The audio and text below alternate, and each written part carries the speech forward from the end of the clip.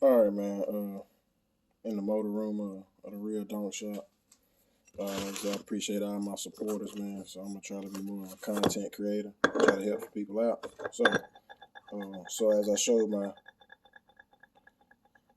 new wrist pen, figured I'll show you my old one. So the new wrist pen is pretty much double this.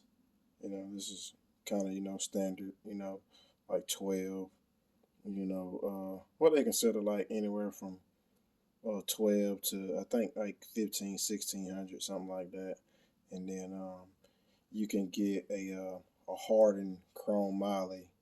One of these. Most of them are just standard polished steel. So just depending on what piston brand you go with.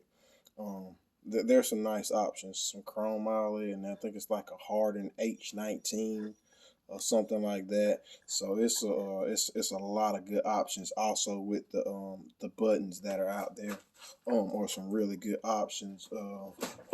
Through the catastrophic failure that I had with the spiral lock, I was able to tap into that. So that was something I did not know was an option.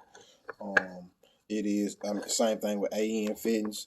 It's an aircraft option. So I'm gonna show you what got me, and it literally has to be the cheapest part on the motor. So this right here is a spiral lock, okay, and this is what got me. This is the process of putting it on. So it comes like this. Some people, this is every day to some people, and it's French to others. So it comes like that. You pull it apart like such. Okay, that's how you get it. So that's how it starts to go in. So there's a groove in this piston right in here. So I have my wrist pin that I just slid in right here, and there's a groove right here on the edge that this spiral locks right in. So the process is to get it started, and I usually use a little screwdriver, and you come in here and you press and push. You press and push. Make sure y'all can see this here. You press and push. You press and push.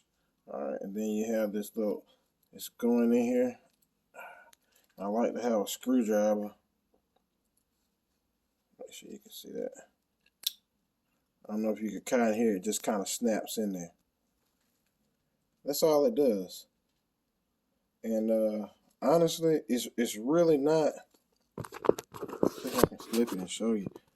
Like, it's just so you can kind of see the edge of it kind of poking out still. And that's normal. That's in there. You can kind of see the edge of it, sticking out. You can really get a good look at that wrist pin right there also. And you can tell how much thicker my new wrist pin is.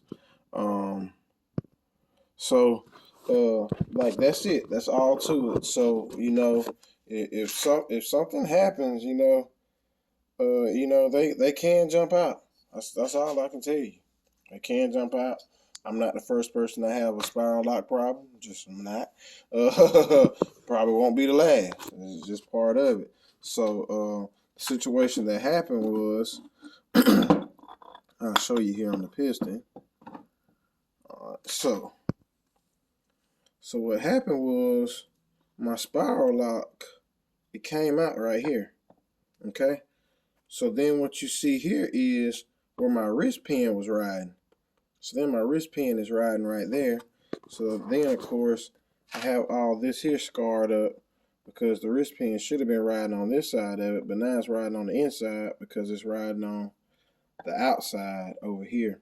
The only thing that kept it in, of course, was the helper ring. So the wall didn't get scarred up because of the helper ring. But that's the situation I ran into. So, a lot of good upgraded parts. A lot of knowledge was learned. I'm glad I was able to. Push through it because it was catastrophic failure. Wasn't any fun. It wasn't cheap. To put it together and then to see it come apart. But It's just part of it. So yeah, I got some good free game. You know, if y'all trying to make, I don't know, 2,500, 3,000, 3,500 horsepower, um, certain stuff to look into. Usually, you know, the spiral lock stuff is suggested for like 12, 1,500. Anything over that, it's time to upgrade some stuff. Same thing with the wrist pin. Same thing with certain pistons, with certain skirts. It's a lot of stuff to realize. A lot of the forge stuff, like you know, it kind of comes like 1,000, 1,200 horsepower rated. After that, it's like you need to be calling these companies and specking exactly how much power you're trying to make.